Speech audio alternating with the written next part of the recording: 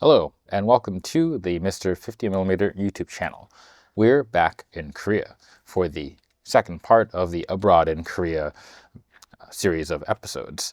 And for this video, I'm going to talk about my experiences using the Canon EF 85mm F1.2L Mark II on the Fujifilm GFX series camera. Specifically, I have the GFX-50s.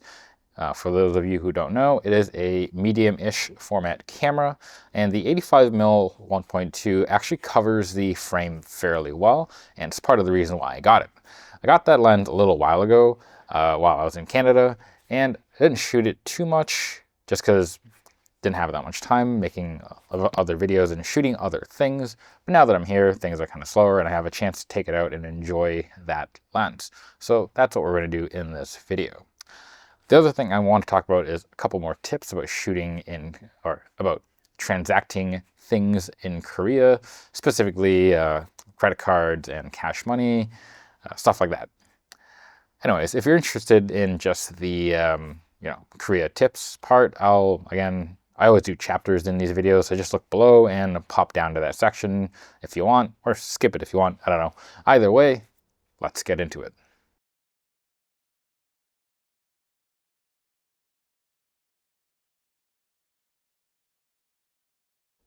Also, I apologize if the audio sounds a bit funny. I came down to do the video, and I noticed that my wireless lav, was out of batteries. So I am dangling a audio cable from the A7 III. I've got my wire jobby right here. Hopefully this sounds all right. I think it should. It's the mic that came with the lav, so we'll see.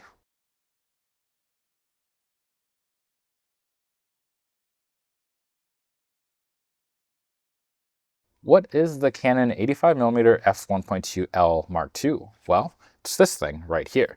It's a very large lens, and it was released in 2006. It is a medium telephoto prime, and being the Mark II, it's a successor to the Mark I, which was released in 1989. The lens features 8 elements in 7 groups, and it has 8 rounded aperture blades. It can focus as close as 0.95 meters, and its minimum aperture is f16. The filter thread diameter is 72 millimeters, and this thing weighs in at just over 1,025 grams, about one plana, about half a knot. In 2006, when this was released, the MSRP was 235,000 yen, or in today's yen, roughly 268,000 yen. It's about 1,790 Eagle Freedom Bucks, or roughly 2,500 Maple Goose Eggs. For more full details, I'm going to put a link down below to the Canon Museum page about this lens.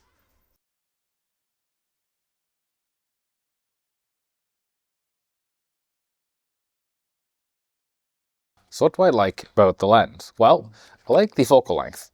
At 85 millimeters on the GFX series camera, it's actually more like 67 mils, which is a bit of a weird focal length, I know, but I'm really used to shooting around 35, 50 mils, so changing it up was kind of nice. Basically, I got a little more reach, but not a huge amount, and that's kind of a nice thing. This is also kind of nice because, as I said in my first video, at least in South Korea, there's a bunch of photography, videography rules when it comes to just shooting people in general.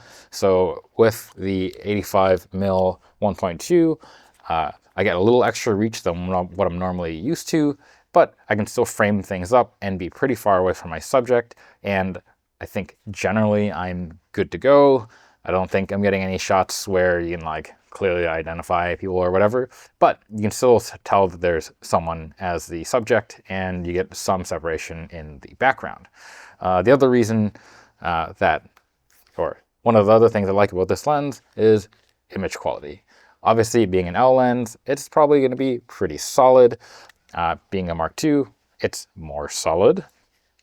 And This is an older lens, so you expect wide open. You're gonna get some dreaminess, but when you stop it down, center is ridiculously sharp. Now, being that this lens is not designed to cover the GFX format, but it just happens to, corners are obviously going to be not the greatest, but given it is a short or medium telephoto, generally not hugely worried about corner performance. So I'm generally extremely happy with the way that images come out of this lens, and stop down even a little bit, you get a ridiculous amount of sharpness increase, and for that like dreamy portraiture look, more wide open is still fairly nice. Another thing that is nice about the Canon 85mm 1.2L is, even though it's huge, and it is balanced on the GFX-50s. It feels kind of like it's meant to be on here. Like, let's look at my hands. It's quite comfortable, and it is heavy, don't get me wrong, but again, the weight and the distribution of the lens and camera body feels pretty solid. Another thing that's ridiculously nice about the 85 is bokeh, obviously. It is a portrait lens, but the nice thing about shooting on the medium-ish format is that you get a little more field of view. Again, around 67 mils. I gotta check my notes. Yes, 67 millimeters. And what that lets you do is that you can still get a subject in a nice sharp focus, and you still get quite a bit of background blur. With the equivalent field of view of 67, you get more background in it than you would normally during shooting full frame, which kind of gives you a better idea of what the background was. You don't get just a totally creamy smooth background. And I know that may be not entirely what's expected for shooting 85mm, but I do like it, especially shooting the slightly longer distances where, again, I want subject isolation and I want some blurrage, but I don't want to obliterate the background. So I find it particularly nice on the GFX.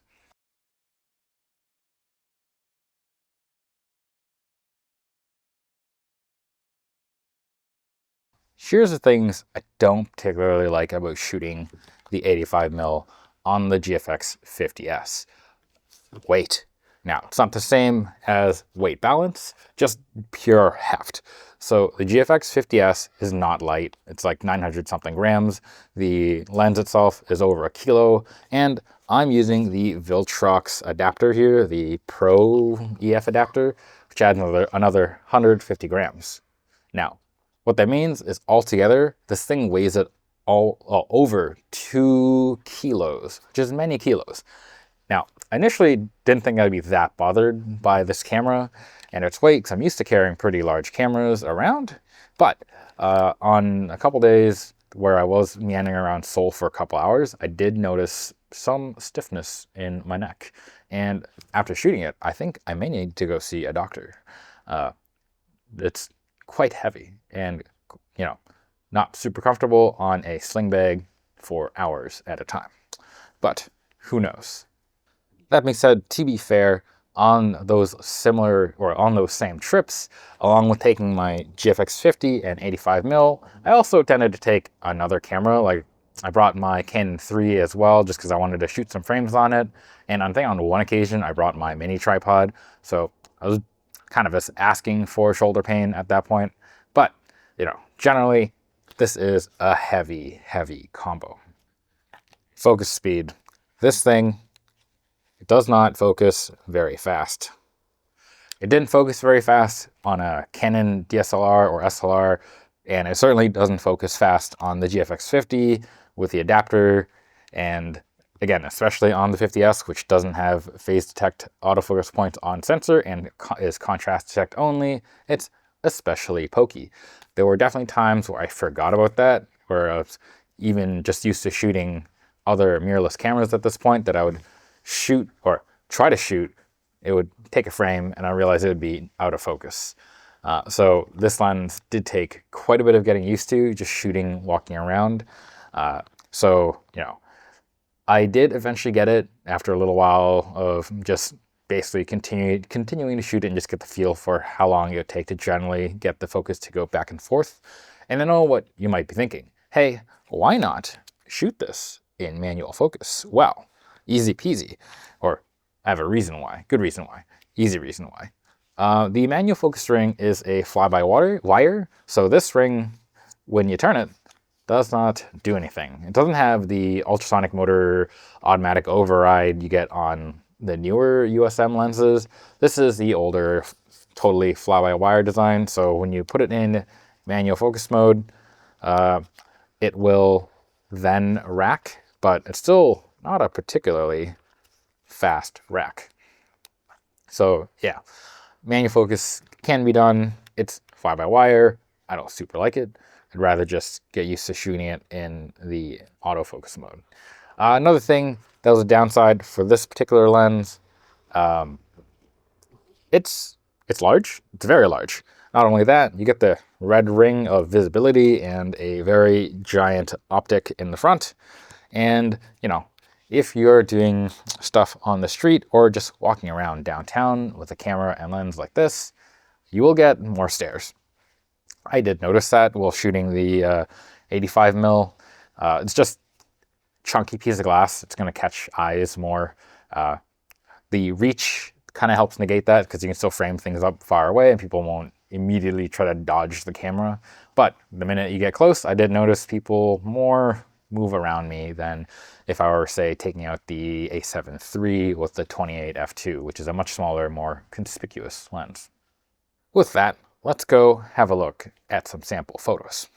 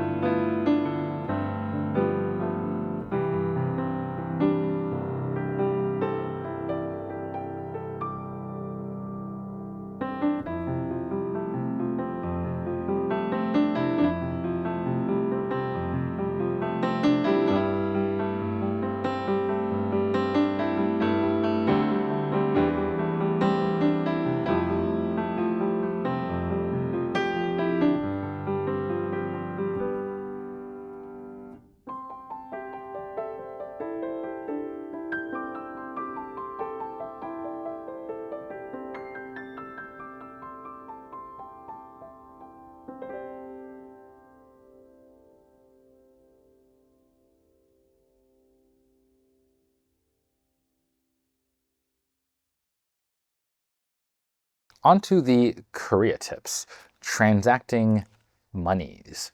So just a general tip in general, I guess. It's always good to carry local currency around with you.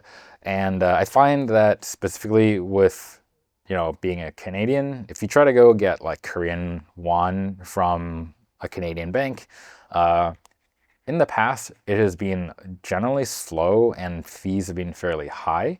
And what I mean is that I would go to like a branch, and it would be like the large branch in Nova Scotia, and I would ask for some Korean dollars. And I wasn't asking for like, $10,000 or something. I'd ask for like $600 or $700 worth. And normally they'd come out and say, all right, we don't have that on hand. We need to order it. Can you give us 5 business days? And that's kind of annoying. So if you are going to exchange money locally in your home country, I go in advance to make sure that they can actually get it for you. Otherwise, I would actually kind of skip changing money in your local area if you're from Canada or America, as I'm aware that cash exchange or foreign currency exchange tends to be kind of poopy. At least when I've been in America with like Canadian dollars going American, the rates have been not great. And same with getting foreign money from Canada, rates are generally not super good. At least in my bank, looking online, if I compare the exchange rate of me using Canadian dollars to get Korean dollar dues, I generally lose out around 10%, plus my bank has extra awesome bonus fees to make that even worse. So double check your rate at your local banking institution, but I'm sure it's going to be kind of poop. What I would actually suggest is if you are okay bringing, your local currency into the country and exchanging it in Korea, go for that. I found that rates in Korea tend to be like much more favorable. Even going to places where you normally think the deal would suck, like at the airport, I found that the fees and transaction exchange rates ended up maybe being around 5% different than what I would get if I were just like Googling the actual daily rate. And that's not great, but it's better than my bank in Canada. So if you're in a pinch and you need to just get some Korean dollars at the airport and you can't wait, get it when you land in Korea rather than when you depart, especially again if you're from North America and Canada specifically, the rates just changing money sucks. Generally not worth doing it in country. Another tip is that if you do have foreign money, you need to exchange it. You can exchange it in a lot of places in Korea and it's not too bad. The airport's an obvious one. Of course, you're going to be paying a little bit of a premium for doing it at the airport. Banks in Korea will also give it to you, change your money probably, depending on where you're from, I'm sure. But Canada, America, you're good to go. Just walk in with your dollars.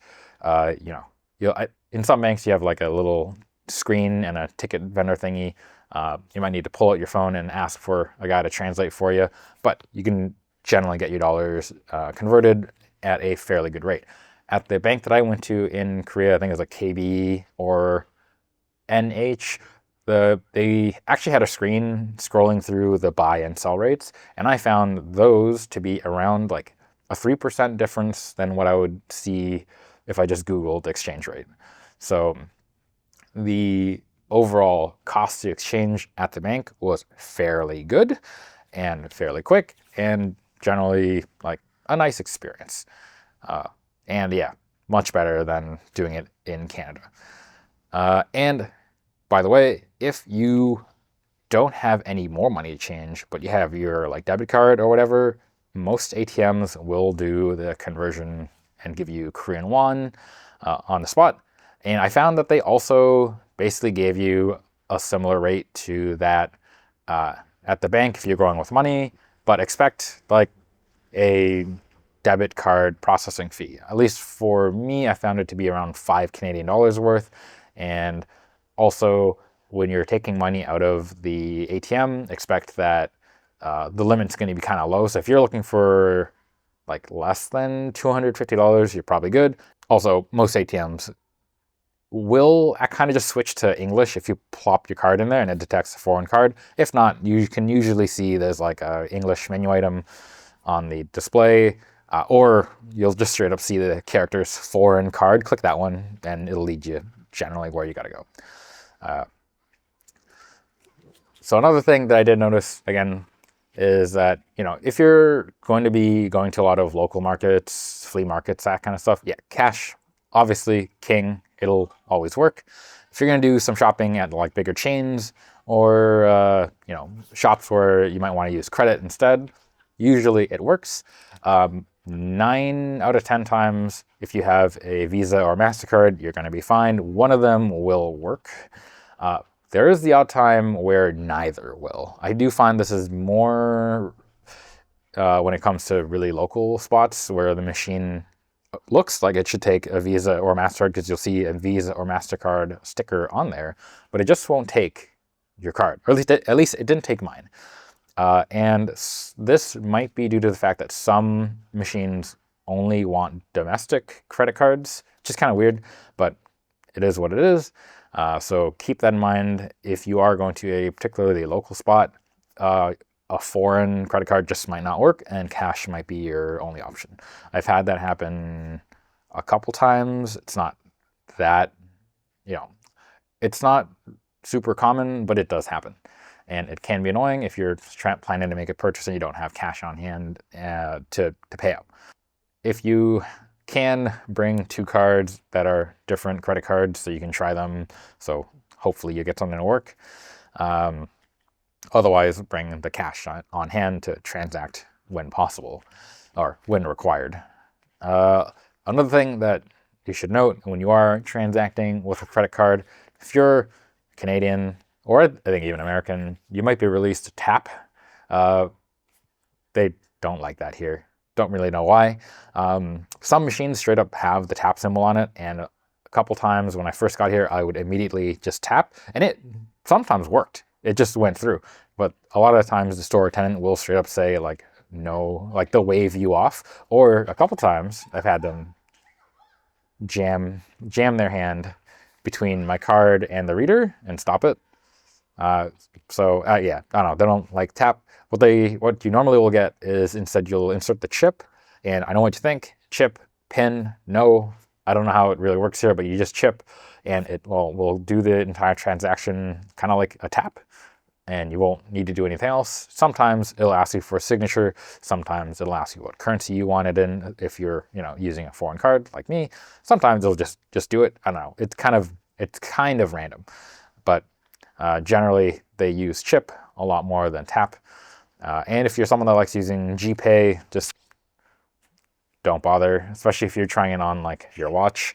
At least on my watch, if you try to load GPay, it will boot you out and just say it's not in the region, not supported, and kick you out back to the main screen.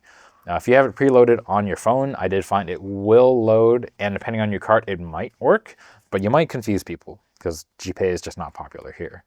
I think Apple Pay might suffer the same problems. I'm not sure. I haven't really used it, but from what I read, Apple Pay also has similar regional issues, especially with foreign cards. So keep that in mind. You might need to stick to your actual credit card or cash dollars.